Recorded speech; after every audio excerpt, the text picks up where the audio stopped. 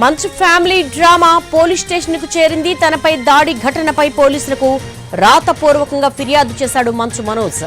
అయితే ఫిర్యాదులో ఎక్కడా తన తండ్రి మోహన్ బాబు, ఆయన అనుచరుడు వినయ్ పేర్లను ప్రస్తావించనట్లుగా తెలుస్తోంది. ఇంట్లో ఉండగా 10 మంది గుర్తు తెలియని వ్యక్తులు తనపై దాడి చేశారని పేర్కొన్నాడు. తనకు తన కుటుంబ సభ్యులకు ప్రాణహాని ఉందని ఫిర్యాదులో పేర్కొన్నాడు.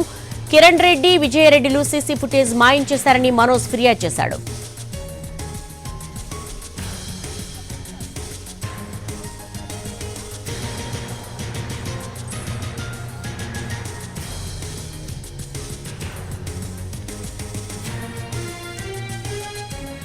మంచు ఫ్యామిలీ డ్రామా పోలీస్ స్టేషన్ కు చేరింది. తనపై దాడి ఘటనపై పోలీసులకు రాతపూర్వకంగా ఫిర్యాదు చేశాడు మంచు మనోజ్.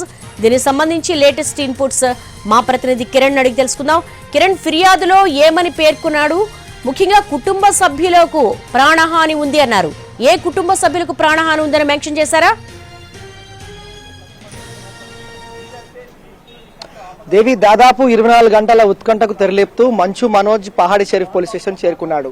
పోలీస్ స్టేషన్ చేరుకొని ఫిర్యాదు చేశాడు వెనుదిరిగాడి నివాసానికి. అయితే అరగంట పాటు పోలీస్ స్టేషన్ లో అతను సమయం వెచ్చించిన క్రమంలో కొన్ని అంశాలు ఫిర్యాదులో పేర్కొన్నాడు.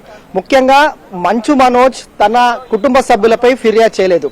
అలాగే తన ఇంట్లో ఉన్న సమయంలో గుర్తు తెలియని వ్యక్తులు 10 మంది వచ్చారు. అరుపులు విని నేను బయటికి వచ్చాను, తన పైన అటాక్ జరిగింది, వారిని ప్రతిఘటించే క్రమంలో తనకు గాయాలయ్యాయని చెప్పి. అలాగే ఆ రోజు 100 డయల్ కి ఫిర్యాదు చేసినప్పుడు కూడా పోలీసులు ఘటనా స్థలానికి వెళ్లారు. వెళ్లిన క్రమంలో కూడా సీసీ ఫుటేజ్ సంబంధించి కూడా కిరణ్ రెడ్డి అలాగే విజయ్ రెడ్డి అనే 2 వ్యక్తులు సీసీ ఫుటేజ్ ను మాయం చేశారని ఫిర్యాదులో పేర్కొన్నారు. ముఖ్యంగా తన కుటుంబ సభ్యులకు, తన సతీమణి తనకు థ్రెటన్ ఉందని చెప్పి అతను ఫిర్యాదు చేశాడు.